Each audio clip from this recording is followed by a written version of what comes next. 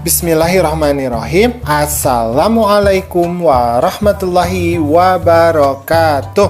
Anak-anakku yang soleh dan soleha, bagaimana kabarnya hari ini? Mudah-mudahan kamu dalam keadaan baik dan sehat ya. Masih di pelajaran yang keempat, kita masih membahas materi ayo membayar zakat. Tetapi submaterinya adalah hikmah berzakat. Nah, bagi kamu yang belum subscribe, silahkan subscribe dulu, pencet tombol like, kemudian share channel Guru Cerdas. Ya, mengingatkan juga bagi kamu yang belum menyimak materi di pelajaran keempat ini, yang materi yang sebelum-sebelumnya, silahkan lihat di playlist ya. Oke, sekarang kita akan lanjutkan ke pembelajaran. Zakat itu termasuk ke dalam rukun Islam yang keempat. Nah, ibadah ini menjadi salah satu ibadah wajib yang harus dilakukan umat Islam, terlebih bagi mereka yang memiliki kelebihan harta. Dalam Islam, seseorang yang memiliki kemampuan materi atau harta berlebih diwajibkan untuk membantu sesama yang membutuhkan bantuan. Salah satu cara yang bisa dilakukan adalah dengan berzakat atau bersedekah.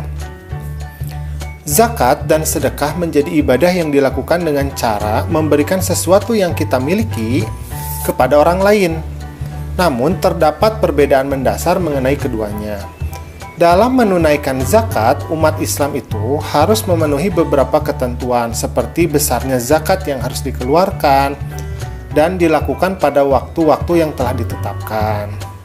Contohnya adalah zakat perniagaan yang nisabnya senilai dengan, kemarin sudah dipelajari ya, 85 gram emas dan haulnya atau waktunya selama 1 tahun.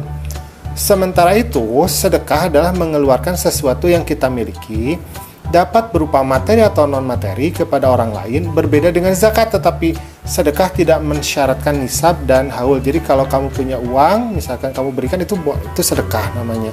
Tapi kalau zakat ada aturannya, misalkan zakat fitrah itu kan harusnya 2,5 kg bahan makanan pokok ya. Kita sudah mempelajarinya di materi yang kemarin ya. Nah, sekarang kita akan berbicara tentang hikmah berzakat. Yang pertama, hikmah dari berzakat ini adalah membersihkan harta dan jiwa dari pembayar zakat atau muzaki dari sifat kikir itu pelit, tamak, serakah ya, atau rakus. Jadi itu yang pertama. Yang kedua, itu dapat membantu orang yang kesusahan atau kesulitan dari segi ekonomi. Bisa karena dia memang penghasilannya tidak cukup, atau memang juga karena mengalami suatu kecelakaan, misalkan korban bencana alam, hartanya hilang semua, misalkan seperti itu kan langsung secara otomatis menjadi fakir dan menjadi miskin ya.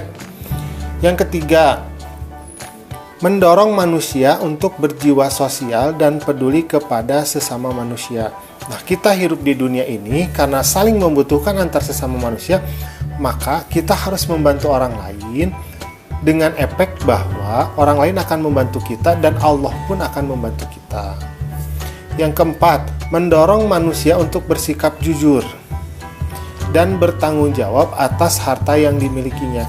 Dalam harta kita itu ada hak-hak dari orang-orang fakir miskin yang kita harus berikan kepada mereka. Mungkin harta kita ada yang kotornya ya. Nah, dengan zakat dan sodako ini itu akan membersihkan harta kita. Kemudian yang kelima, mengingatkan manusia bahwa harta dan kekayaan hanyalah titipan dari Allah semata, bahwa nanti ketika kita meninggal, maka apa yang kita bawa itu hanyalah, kalau dari sisi materi ya, hanyalah kain kapan saja, tetapi yang paling menentukan itu adalah amal kita selama kita hidup di dunia. Harta kita tidak akan kita bawa ya. Alhamdulillah, pembelajaran kita pada kesempatan ini sudah selesai. Mudah-mudahan kamu paham mengenai pelajaran 4 ini. Bagi yang memerlukan catatannya, silahkan lihat di deskripsi. Kemudian bagi yang ingin melihat materi sebelum dan sesudah materi hari ini, silahkan kamu lihat di playlist. Terima kasih sudah setia dengan channel Guru Cerdas. Assalamualaikum.